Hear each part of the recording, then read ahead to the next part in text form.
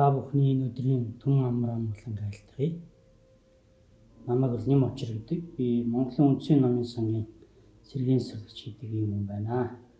Тэгээ миний судалгааны ажлын сэдэв бол Диважингийн тухай юм. Диважингийн тухай сэдвийг бол 1993 оноос хойш өнөө хүртэл одоо энэ судалгааны чиглэлээр ажиллаж байна. За тэгээд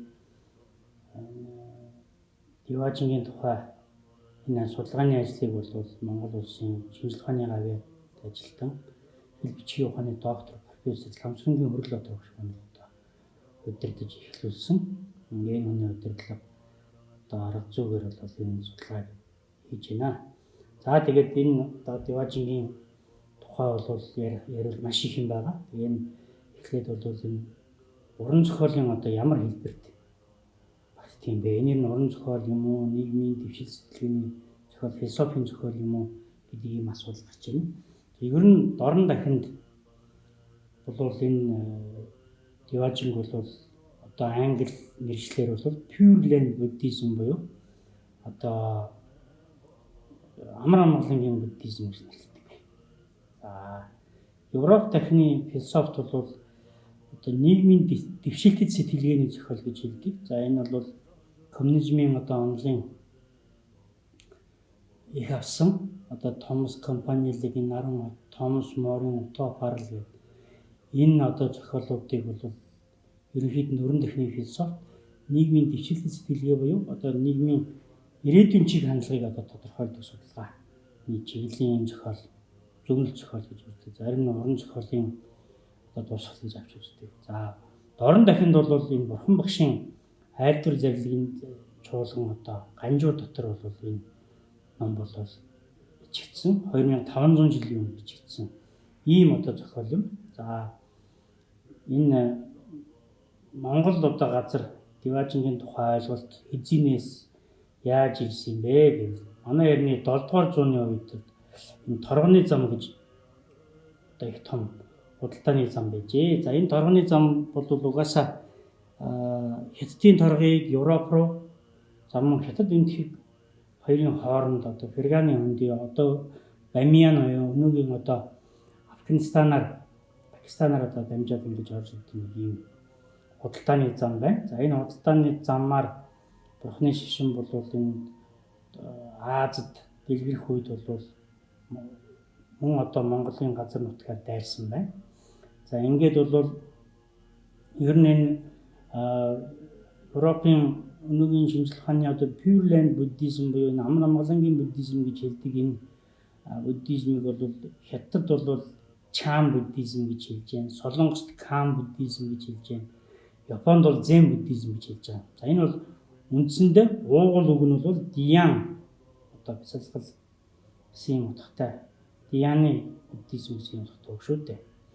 За ингээд бол Монгол газраар Монголоор дамжаад Хятад дэлгэрээд, Солонгос дэлгэрээд, Япон хүртэл одоо энэ хэлэн дэлгэрсэн энэ дэлгэрэлтийн үеэс эхлээд бол үндсэндээ Монголд одоо бурхны шишин бол амар амгалангийн буддизм буюу Диважингийн тухай ойлголт бол орж ирж. За ер нь бол санскрит буюу эртний одоо энэтхэгийн хэлээр Сукхавати гэж хэлдэг. Одоо манайхан бол сунжраад Сугавади, Сувади гэмтэр одоо хэлдэг. За төвдөр бол Диважин гэж хэлдэг. За монголоор бол ер нь амгалан торон гэж орчуулдаг л да. Ер нь амгалан торон. Амар амгалангийн буддизм. За тэгээд энэ уламжилт энэ Монголын одоо утга зохиолын дотор бол энэ жаргалтай алс хязгаарын уран зохиол гэж нэг юм айс байдаг. Энэ дотор бол Жан Шамблын орон, Гандангийн орон, Үржин андын орон, Утайн орон, Диважин гэсэн 5 дагшин орны тухай бол монголчууд олон зуун жилийн туршид бараг 1400-1500 жилийн туршид бол одоо энэ 5 орны тухай одоо уншиж судалж за ер нь бол одоо хойд төрөлдөөн гэх юм энэ одоо 5 оронд очно гэж ингэж ерөөл тавьдаг. За энэ дотроос бол зам төв дээр буюу энэ төв дээр байдаг одоо ганцхан орон дагшин орон байдаг. Энэ бол одоогийн Хятадын Шанси мужид байдаг Утайн орон буюу 5 тавцан туулагч. За энэ утайд бол одоо эргэл мөргөлөөр очдог шалтгаан бол ерөөсөө энэ зам төв дээр байгаа хариун дагшин орон гэж байна. За ингээд бусад одоо Шамбалын орон, Гандангийн орон, Үржин хамдын орон, Диважингийн орон энэ дөрв бол тэнгэрт байдаг ийм одоо улс юм да. Орон юм да одоо хамгаалалттай орон. Энэ дотроос бол энэ Диважингийн орон гэж одоо ямар орон байдаг юм бэ? Энэ тухай бол одоо Бурхан багш анх хэрхэн одоо номлосон юм бэ гэж. Тэгэхээр бол энэ Диважингийн орны тухай энэтхэгийн уламжлалт буюу одоо номд 3 улс гэж ярьдаг. Энэтхэг төвд Монгол энэ 3 улсын уламжлалт бол одоо их ярьж байна. За энэ дотор бол ялангуяа Бурхан багшийн одоо айд төр зарлагын чуулган Монгол ганжуур гэж одоо энэ 108 бат ном байгаа. За энэ номын доторх одоо гонцог буюу Эрдэнэ давхарсан аймаг гэж энэ аймаг байна. Энэ аймгийн дотор бол их олон ном бий. Одоо Нинжи Бадмагараа буюу Мингүсэнгүү сэтгэлийн цагааллын ухаан гэж ном байна. Дамжаа Бадгар буюу одоо Дээдийн ном цагааллын ухаан гэж байна. За мөн одоо энэ Сукавати намаа судраа буюу энэ Диважингийн орны тухай зохиолыг бол энэ одоо бүлэгт оруулж. За Бурхан багш бол нэлээд одоо амьдралын төгсгөл рүү маягтай айлдсан юм аа гэж ингэж үздэг.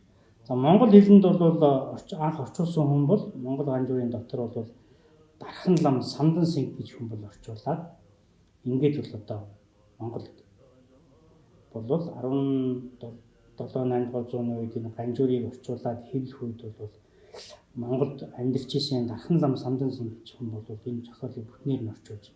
А ер нь бол үүнээс өмнөх утга зохиол бол яг хэдийн үед орчуулагчсан бол тодорхойгүй байгаа. Гэвч энэ одоо ардын аман зохиол байдаг энэ мөнхийн ус гэдэг ойлголт байна шүү дээ. Тийм ээ? Мөнх ногоон одоо мөнхийн амьдрал, мөнхийн ус гэсэн ойлголт. Энэ тухайн ойлголт бол энэ Диважингийн орны тухай зохиолтой холбоотой. Ялангуяа одоо хойно ярина аюуш бурхан. Юу одоо урт насны энэ бурхан бол улаан дүртэй гартаа бол одоо энэ ногоон модтой ийм мөнх настай аршаан байсан юм бурхан нар ингэж зурдаг. Тэгэхээр бол 13 дугаар зууны үед одоо Монгол цэргийн дуунд одоо тэр Тэнгэрийн салхи дуунд гарч байгаа шүү дээ. Мөнхийн аршааны хямаанчуулаа мөнөөхөн чөлөөндөө цэнгийн жаргал гэж. Тэгэхээр бол энэ үед бол энэ дуу бол одоо яг юун улсын үед бол Монгол цэргийн дуу болоод зохиогч нь тодорхой. Тэгэхээр бол тэр дайнд явж исэн Монгол цэргүүд бол бүгд одоо энэ мөнхийн усны тухай мэдлэгтэй тэрнийг одоо дуулж гинэ гэж үзэх юм бол энэ хүмүүс бол одоо өхлөөс айхгүй хойд наснда одоо Диважинд очно гэсэн ийм бат итгэлтэйгээр бол ингэж одоо дуулдаг байсан байх. За тэгээд Диважингийн орны тухай зохиолыг бол Монголд бол одоо нэлээд олон эрдэмтэд энэ тухай зохиол бичсэн. Төвдөд бол одоо Бог Зонховогийн одоо зохиосон тэр Диважингийн орны тухай зохиол одоо дээд орны үүдийг нээгч гэдэг энэ номоор нь бол одоо үздэг.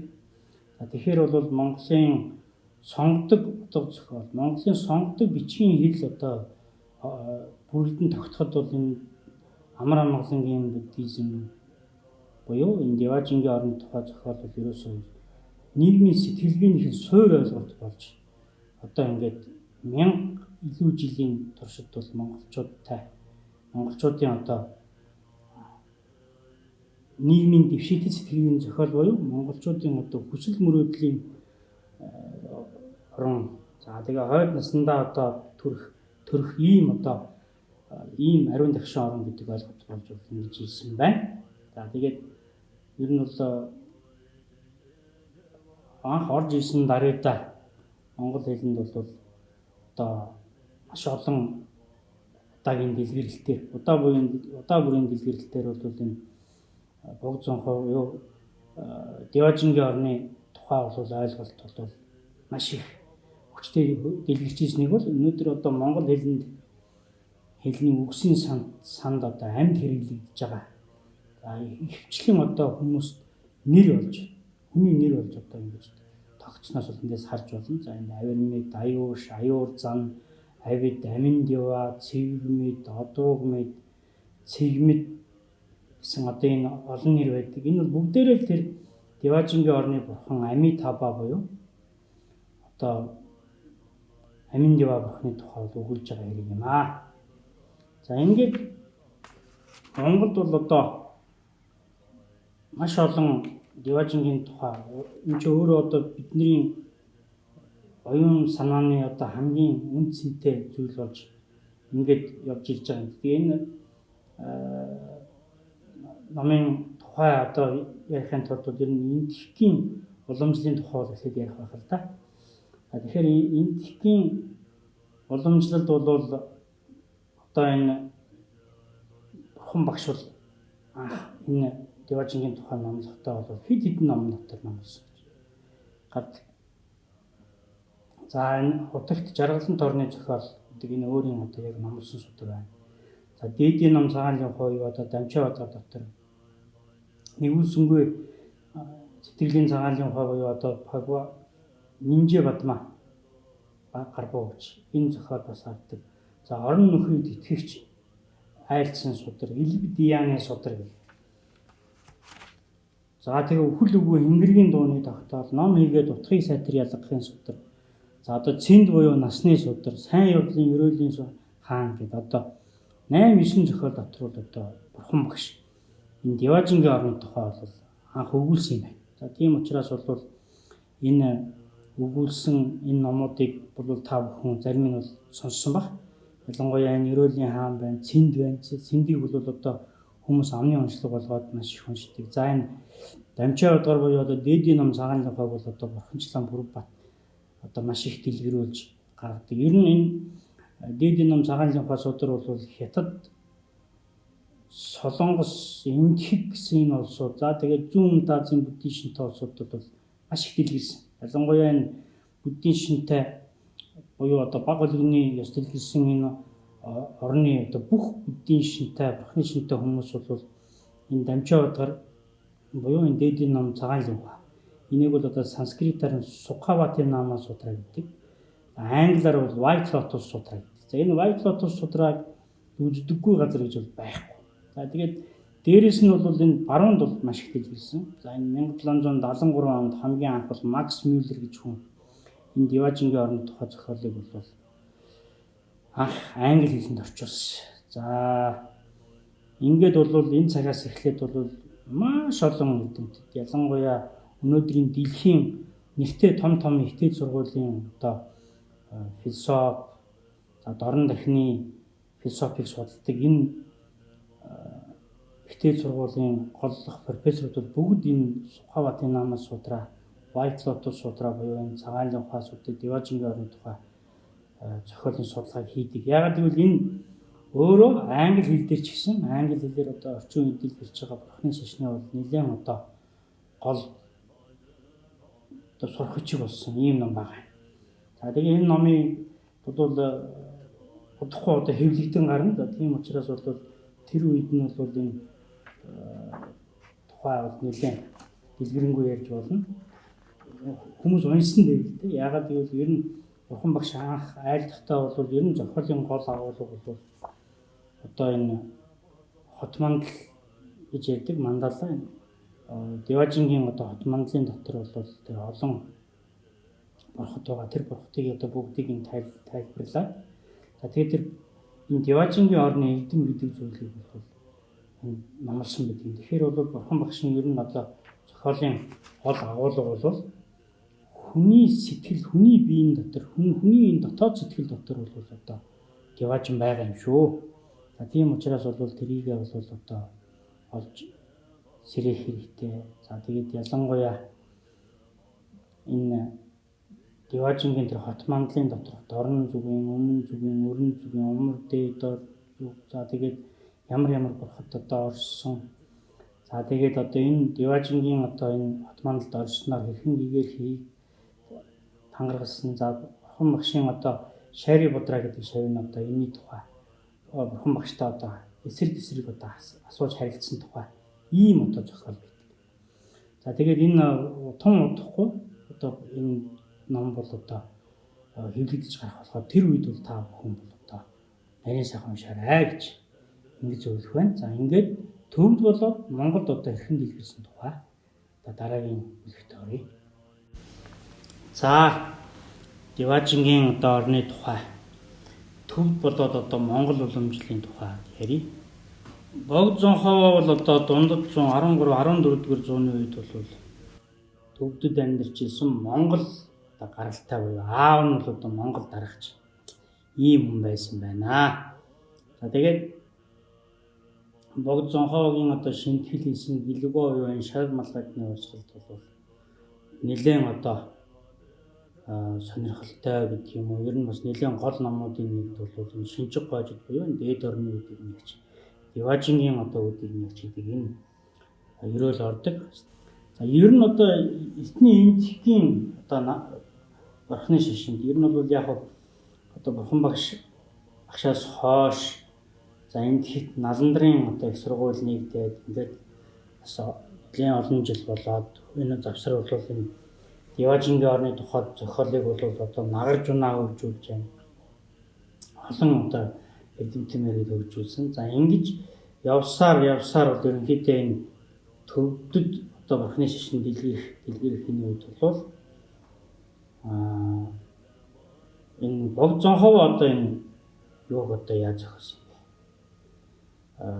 Энэ Богд Зонхоогийн одоо энэ олон номууд энэ ямар шинжил хийсэн гэдгийг бол одоо барууны судлаач нар л хэлчихдэг л дээ.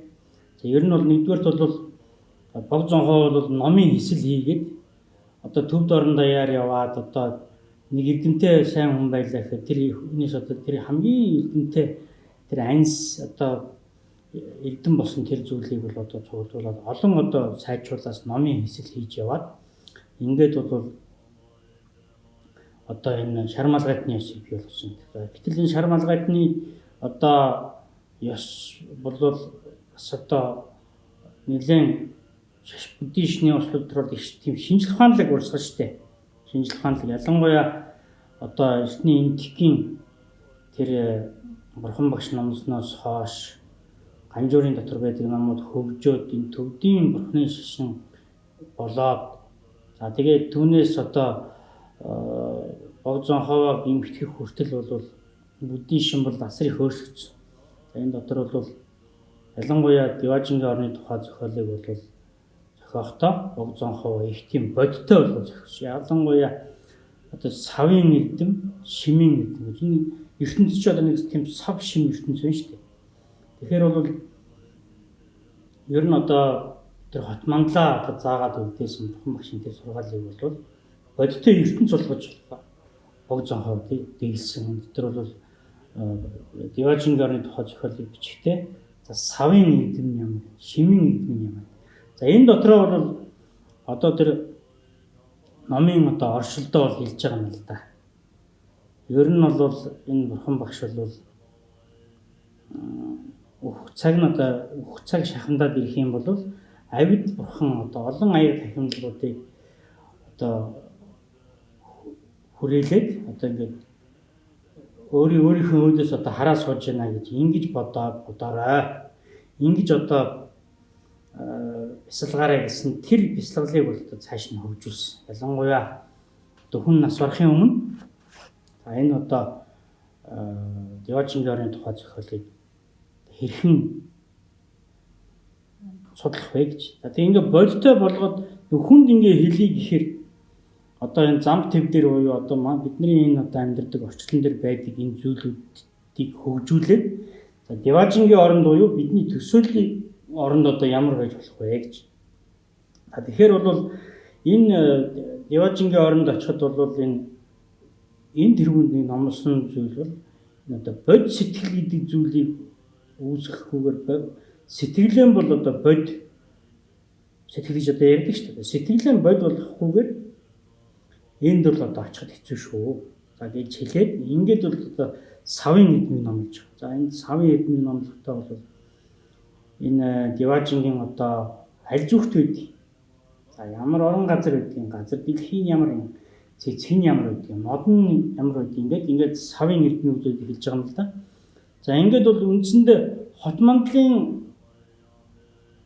хуваар авч үзэх юм бол ер нь баруун зүгт, өрн зүгт гэж одоо Деважингийн орны. Тэгээ хот мандлын зүг гэдэг маань бол одоогийн бидний зүг биш. Ер нь бол тэр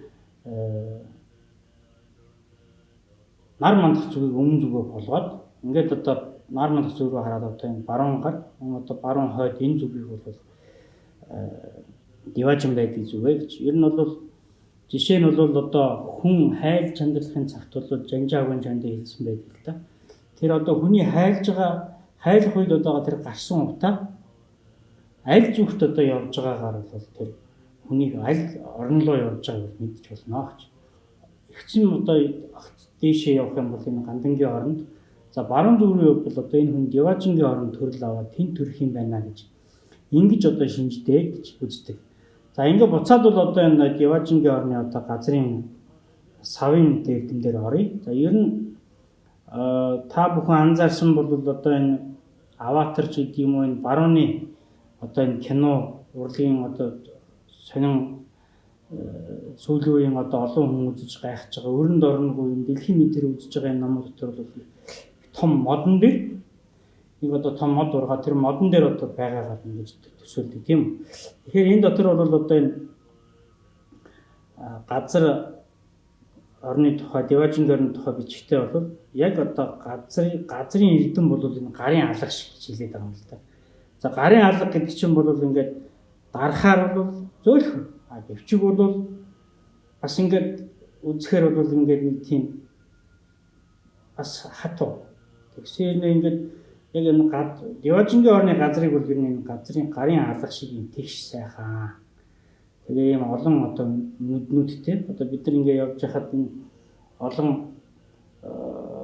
засмал зам гэдэг дөрвөн тэгээ тийм нүд болгоно одоо янз янзын эрдэнэс бүтсэн гэж.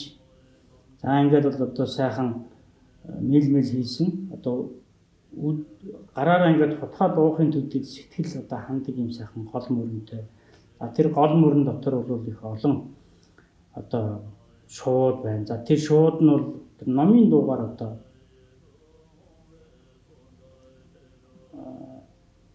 донгоддог одоо дуу гаргадаг гэсэн ийм зүйлүүд. Тэгээ энэ найзуур мод гэж одоо бид нэр яадаг энэ галбураас мод гэж эрдний галбураас мод найзуур мод гэж энэ мод бол ерөөсөө ингээд гол нь өндөр нь бол ер нь 7-70 модны өндөртэй гэж байгаа. Өндөр энэ 7-70 модны өндөртэй өндөр гэдэг бол брохтын одоо 7-70 модны өндөртэй энд брохтын одоо тэр оройгоор явдаг учраас ер нь энэ сүм хийдийг энэ уулын орой их өндөр газар барьдгийн шалтгаан бол ер нь үндсэндээ тэр брохтын амьдардаг орон зай, брохтын явдаг орон зай тэр уулын оройг шүтэх тэр үзэл бол ер нь энэ Деважингийн орны тухай зохиолтой их холбоотой өгсөн болов гэж харагддаг. За энэ орны одоо мод бол одоо модных нь язгуур буюу одоо гол мод үндэс нь болохоор алтар. За модны их бий нь бол одоо мөнгөөр. За мөчр нь одоо биндрия, навчин болор одоо ингээд маш олон асмаагаар бийгээд одоо олон жимстэй ингээд 9 эрдэнэс бүтдэг. За тэгэхээр энэ 9 эрдэнэс бүтдгийг энэ эрдэнийн одоо энэ модны энэ уламжил бол одоо маш дээр үеийн уламжил. За ер нь юан гүрэн одоо монголчуудын одоо эд сэрэг манд одоо хүчирхэгжлийн үед бол бид нар чийшээ яваад одоо цагааттай улс өгөө юуны улс гэж одоо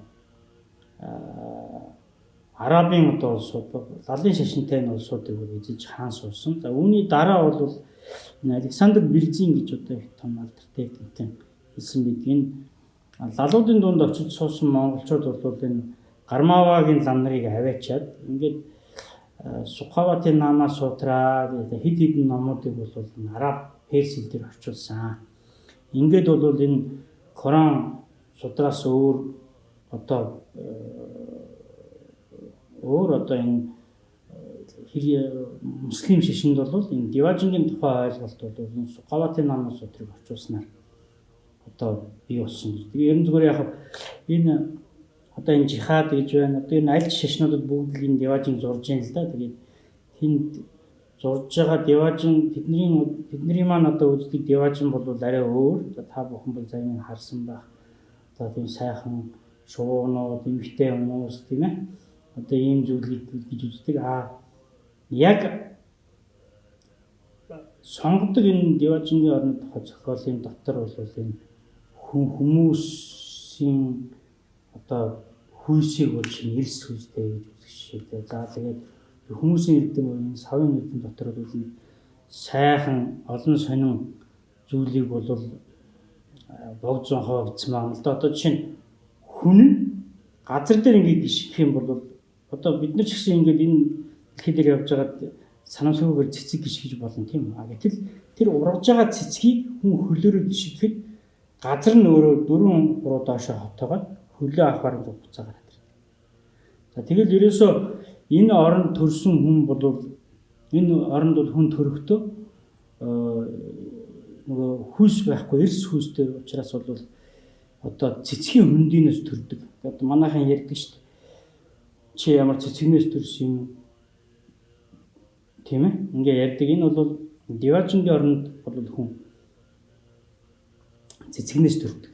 За тийм учраас бол богд зонхоо бол энэ Линхуа буюу энэ тэр хүний одоо тэр цэцэгний одоо тэр эдмийг бол тусгайлан нэг өгүүлбэр нэг бүлэг болгож хийсэн мэт. За тэгээд энэ Линхуа бол ингээл тэр нөгөө хүн одоо хойд төрлөдөө сүнс явж байгаа Деважингийн оронд очихоор тэр цэцгийн хүндийд шууд очиж тийм байна л да. Тэгээд ингээд хэрвээ одоо Деважин байдаг болов үгүй болов гэдээ ингээд одоо эргэлз тэнэглэх юм бол тэр цэцгийн одоо дэлбээ нэгтгэхгүйгээр 500 жил үлээдэг гэж одоо чинь энэ номон дээр бол гардаг. За тэгээд энэ Деважинд бол одоо энэ зам төл дээр амьдардаг хүн юу хэрэгэлдэг вэ? Тэр бүх байх. Бүгдийн байна. За ингээд бол энэ усны тухай, Линхуа эрдмийн тухай өгүүлээд бол үндсэндээ Деважингийн орны шимийн эрдэм буюу одоо шим ертөнцийн эрдэмийн тухай ярьж байгаа. За энд бол тэр одоо хэрхэн одоо хуйлж төрдөг вэ? Ер нь энэ нөхлийн тухай бол сайхан тайлбарлая шүү. Ингээд явж ийсэн аа. За тэгээд ерөнхийдөө тэр нэг энэ Деважингийн оронд төрсэн хүмүүсийн 5 зүм бэлэг гэж нэг одоо бидний энэ зүм бэлэг гэж үзээд зарим хүнд бол ингээд төрсөн юм шиг байдаг. Энийг бол одоо нэлээд сайн одоо дэлгэрэнгүй сайхан тайлбарлажээ. За Деважингийн оронд бол ерөөсөө л энэ 100,080 квартир галууд одоо хичнээн төрөл хэдэн галууд болоод өнгөрсөн тэр бүгдийг одоо даган санахын зүм бэлэг, нүдэрээ үзэх тэнгэрийн нүдний зүм бэлэг. Одоо тэнд болж байгаа үйл болсон болох үйл явдлуудыг сонсох тэнгэрийн энэ чихний зүм бэлэг. Гол нь одоо тэр бусдын сэтгэлийг танин мэдэх энэ зүм бэлэг гэсэн. Ийм 5 зүм бэлгийг бол энэ номонд бол ингэж дууддаг. За ингээд үүнийхээ дараа бол ер нь тэр оронд одоо олон хүмүүс байна. Ширван буюу одоо баг хөлний ёсныхан зүгээр сайхан номын нөхөд байна. За бодисаттванаар байна. За тэгэл аюуш амиг таба бурхны өөрийн одоо эдэм чадал байна. За тэгээд тэр бодмодны тухай маш ойлгол тодорхой гэж тайлбарладаг. Тэгээд энэ голцоо яруу найргийн хэлээр бичсэн их урт ном болохоор би одоо бас ингэж яахан товчлоо явж байгаа шүү. За ингээд одоо энэ дурш тэр Деважингийн оронд ер нь тэр төрийн гэдэг одоо тэр хатуу дуршлыг хүн яаж үүсгэх юм бэ? Өхөн өмнө бол ерөөсө тэнэглэцгүйгээр ерөөсө Деважинд очно гэдэг тэр хатуу итгэлийг өөртөө яаж үүсгэх юм. За тэгээд тэнд очих ерөөлийг яаж тавих юм. За ингээд бол үндсэндээ тэр яруу найргийн хэлээр уншаад цээжлээд одоо уншдаг энэ номууд энэ ерөөлүүдийг бол хүлжин задгаа гэдэг. Тэр ерөөлүүдийг бол бүгднийг богд зонхоо бичээ зохиогоор энэ одоо номыг зинчи гэдэг сүмд бол одоо найруулсан байт. Ингээд бол их авдартай ер нь энэ зохиол бол гарсан даруйдаа богд зонховын одоо ламрим, агрим буюу одоо бод мөрийн зэрэг, тарны мөрийн зэрэг дээс ер нь баг илүүтэй. Энгийн ард түмний дотор төлөвд маш дэлгэрсэн. За энэ шинжих гоожид буюу одоо дээд орны үүдийг нээгч гэдэг энэ одоо номыг бол ер нь бүх одоо тэр төвдийн бурхны шинтэй хүмүүс бол сүнжгийн үндэс болгож одоо уншигддаг. Ийм одоо дэлгэрэнгүй байгаа. За энэс гадна бол бог зүүн хаваас гадна бол төв тэл дотор зохиолд бол Майн гам бом одоо Соронзон гом хааны зохиосон гэдэг Майн гам бом Деважингийн одоо тариалангийн тариалангийн орон гэж гаддаг. За Өлчүү Дармаа Одраа байна. За одоо тэгээд олон төвдийн мэрэгд бол хөгжүүлсээр за ер нь оройд нь бол одоо хүртэл хөгжүүлсэн хүн бол бог зүүн хаваа юм гэж үзээд за тэгээд энэ номыг бол маш их хэрэгэлдэг, уншдаг, цээжилдэг ийм төвдийн соёл иргэншлийн соёлын бол салшгүй суурь болсон ийм ном байсан. За ингээд одоо Монголд одоо хэрхэн дэлгэрсэн тухай ярив. Ер нь Деважингийн орны тухай зохиолын соёл бас одоо дэлэг гүнжийн жунаа буюу сайн амгалан бүхэн гарахын орн гэж. За энэ бол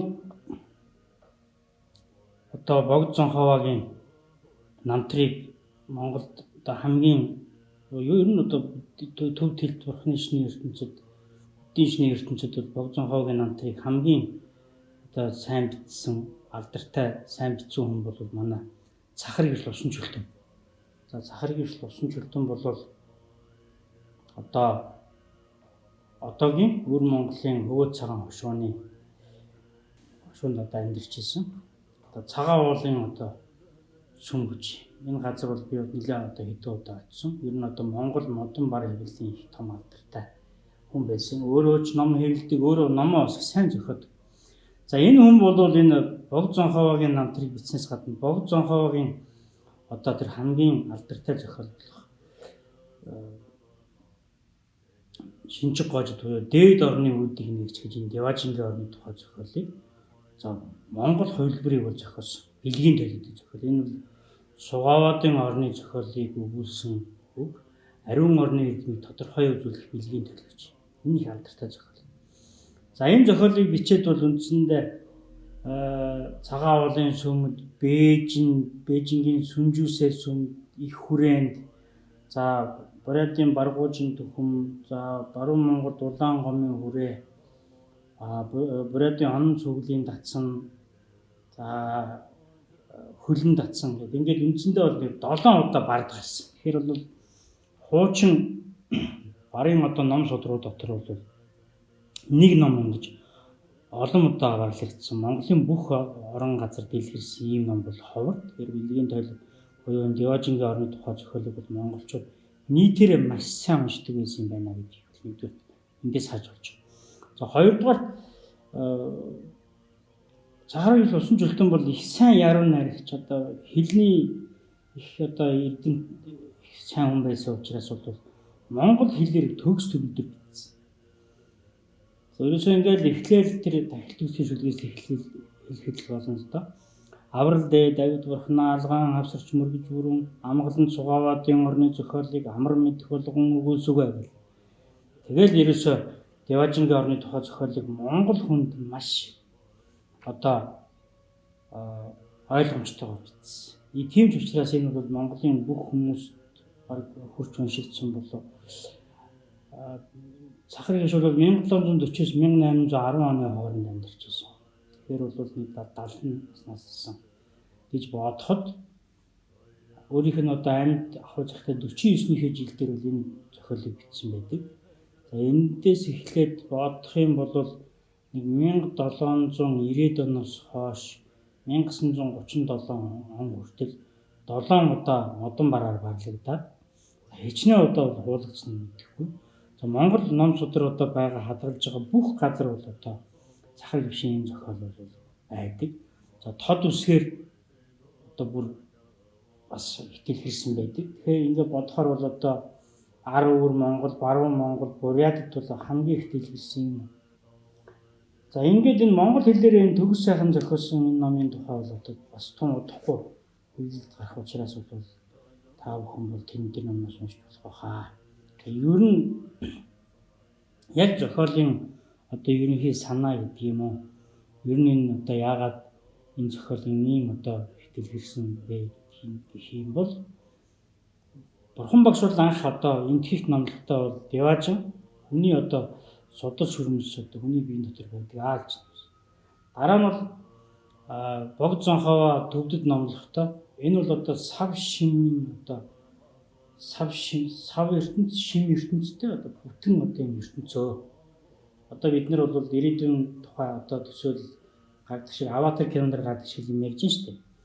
За ингээд бол нэлээд төвлөржүүлсэн. За цахыг хөвшөл энийг бол ерөөсөө Монгол орон газар буюу ер нь чиний та бүхний одоо амьдарч байгаа энэ газар бол одоо төрсөн нутаг их орончин Деважин юм.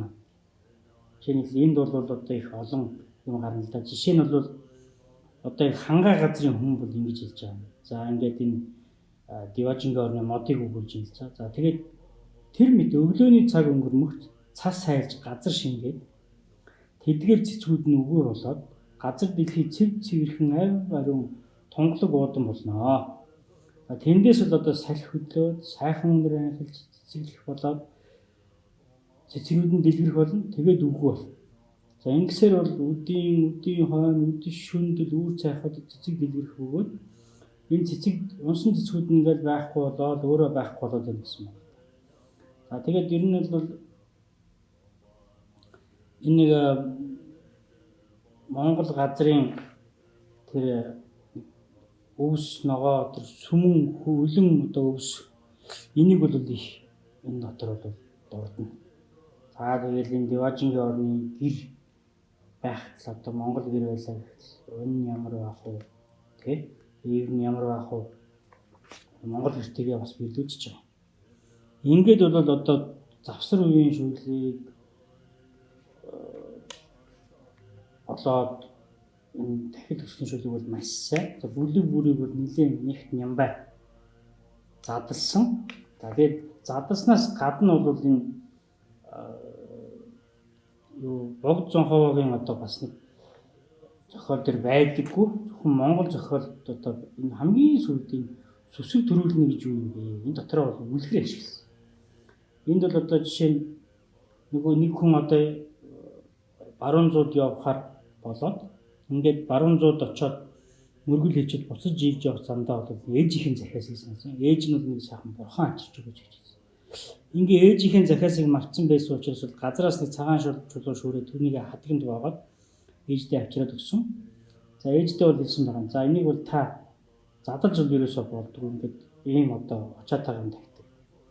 Дал тагтыг ийм одоо нандин бурхан авчирлаа. Ингээ ээж нь одоо өөрийнхөө толгой дээр шүтсээр хагаад яг таал болохын хүүгээсөө гуйсан. За ээж нь одоо энэ бурхнаа үз.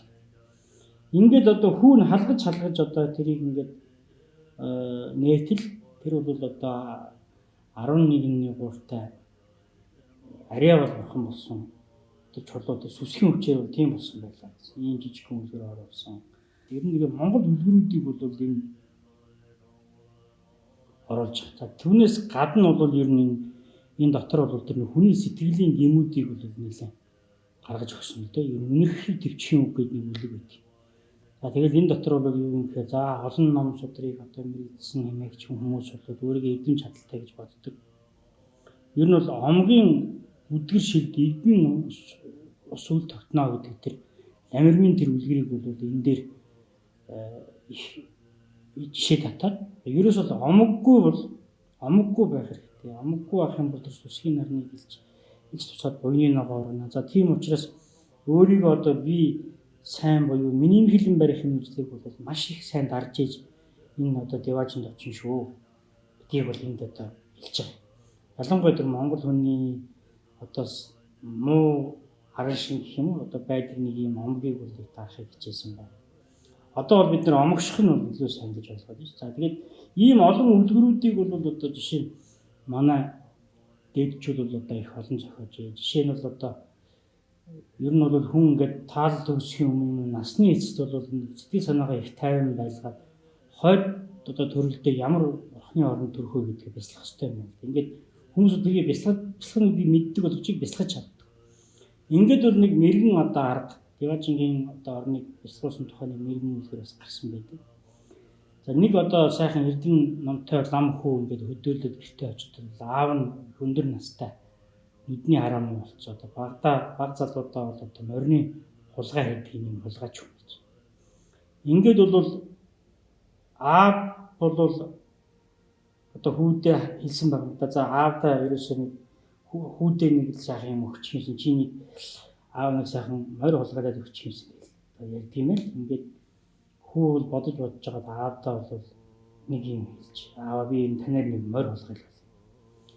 Ингээд бол тэр морь одоо тэр байдаг газар бол одоо Деважин ямар байдаг? Деважингийн орны зохиолыг бүгднийг нь хэлж өгöd. Нөгөө хүн бол ингээд нүдний одоо хараа муутай хүн учраас сонсоод за одоо тийм газар, тийм галбарваас одоо хүн цэцгэн хүндимээс дэлгэрдэг ийм газар. Тэр аав бол тэр Деважингийн тухай мэдэхгүй шүү дээ. Ингээд багаар хэлж өгöd нөгөө хүн чинь за тэр газараас хүүдээ одоо яг тэр нэг хүсээд байгаа сайхан морийг хулгайлж өгнө гэж бодсоор хагаад таал болоод ингээд Деважингийн орнд очиж гэж.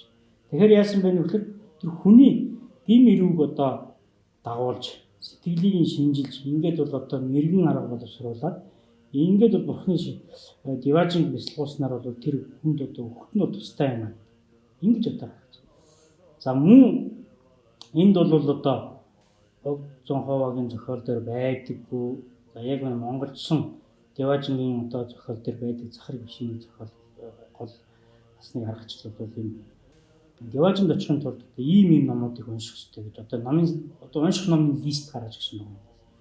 За Винан дөрвөн аймгийн Шулуун алт буюу үлгэрийн талаа агуу хэвцэн судар 100 онд дурдхыг ойр агуулсан судар буюу дамб нэршийн да их тонилгчийн судар буюу харвчин за эцэгхийн ачийг харьлах үлэм санааг дурдхой судар буюу шинаал амт за тэгээд нууц гişгүү судар эрдэнэ давхарлаг олонхын судар.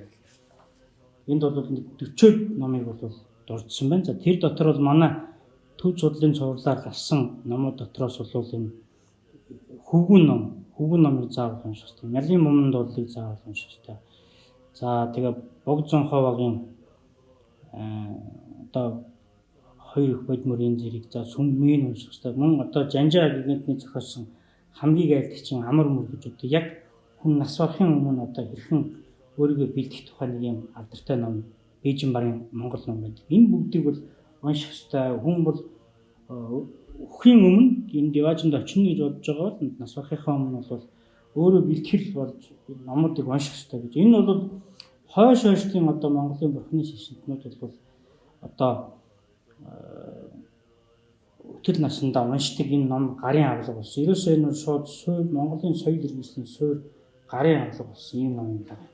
За ингээ энэ номыг бол сахар хөвшил усан шүлтэн болвол одоо майнч гиндэн гэлэн гэж одоо энэ хөвөө цагаан хошуунд байдаг майнчийн сүмийн байгуулсан майнч гиндэн гэлэн гэж энэ хүн бол их олон майны аялан зохиосон эрдэмтэй лам байсан.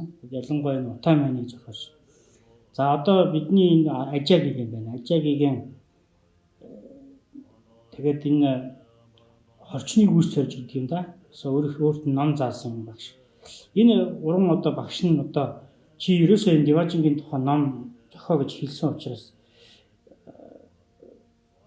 бол захар их усан жилтэн минь бэлгийн төлөвийг зохиосон байдаг юм. За мөн энэ их хүрээний шанзав буюу одоо 5 дугаар богдын үед одоо Улаанбаатар хотын захирагч буюу сангийн яамны одоо сайд байсан Шанзав гомбож гэдэг хүн бол энэ номыг бол одоо бас их хүрээнд хэвлэсэн байдаг. За ингээд үүнээс гадна бол одоо энэ Баян-Хонгор аймгийн Галууд сумын нутаг Чинс үзэгт номоо хааны одоо 3 дугаар дөрөл Усан Дандар банч гэж хүн бол Алтан өхөөний яруу гişиг гэдэг энэ Деважингийн орны тухай зохиолцсон. За энэ бол одоо мөн л тэр хангаа газрын тэр Алтан өхөөний дуу хөхөө одоо донгод хөхөө бид одоо дуугаар бол ингэж юу яах вэ? Хөхөөний энэ бас сайхан шүлгэлтэй ийм одоо зохиол бичсэн. Энэ зохиол одоо мөн удахгүй унш та бүхэнд хүрнэ. За энийг бол за 3 дахь Монгол лам Шавран Данзан гэдэг хүн бол 1918 9 оны үед бол Деважингийн орны Сугаваатын орны зохиолын Ураангой гэдэг юм зохиол бичсэн.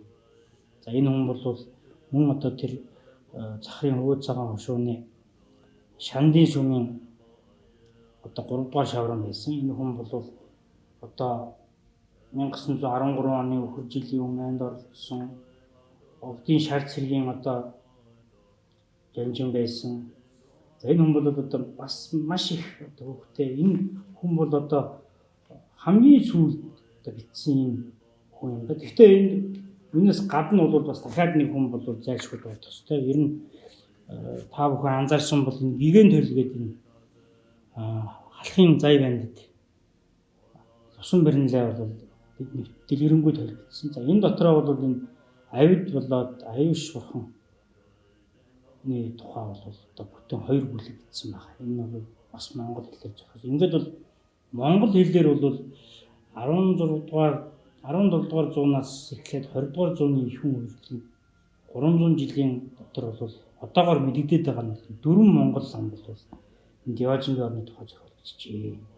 За ингээд энэ Деважингийн орны тухай зохиол гэдэг одоо үзэж судлах уншихын одоо суурь нь юу юм бэ гэхээр ерөөсө хүн монголчуудад бүгдээрээ одоо бурхан болсныхоо дараа бол одоо хийсэн буйны үйлдвэрээр Деважинд очих одоо бүгд тийм өсөлттэй байж. Тэгээд Деважинд очих олон янзын одоо повоо буюу ботод төр сүнсний хөдөлгөөн гэж гарч. Эвчиг бол суурь утга зохиол буюу яг Деважингийн орны тухай зохиол маш одоо дэлгэрэнгүй бичих. Энэ үзэх судлах явдал бол монгол хэл дээр бол одоо 7-8 зохиол байна. Бурхан багшийн одоо зохиол. За тэгээд энд бол Ловон Бадрын 8 зохиол. За мөн Богдсон ховын зохиол. За дээрэс нь одоогоор олдоод байгаа Монголын 4 зохиолчин Деважингийн орны тухай зохиолууд байна. Энэ бүх зохиолуудыг бол нэг л тун удахгүй ном бол гаргаж гаргах юм. Тэгээд тийм болохоор та бүхэн бол тэр номыг олж үзээрэй. Уншаарай. Уншвал хэрэгтэй байхаа гэж бодож байгаа. За ингээд бол өнөөдөр Деважингийн орны тухай зохиолуудын тийм товч танилцуулга хийлээ. За ингээд анхаарал тавьсан та бүхэнд баярлалаа. За тэгээд ялангуяа олон майнууд дээр бол энэ Деважингийн тухай гардаг учраас тэр майнаа уншихын цагт Деважингуудаа хэрхэн бяцлах вэ? Тийм учраас энэ майнын тухай товч мэддэхүүнтэй болох ёстой гэсэн үгнээс өнөөдрийн тайлбарыг хийлээ. Анхаарал тавьсан нь баярлалаа.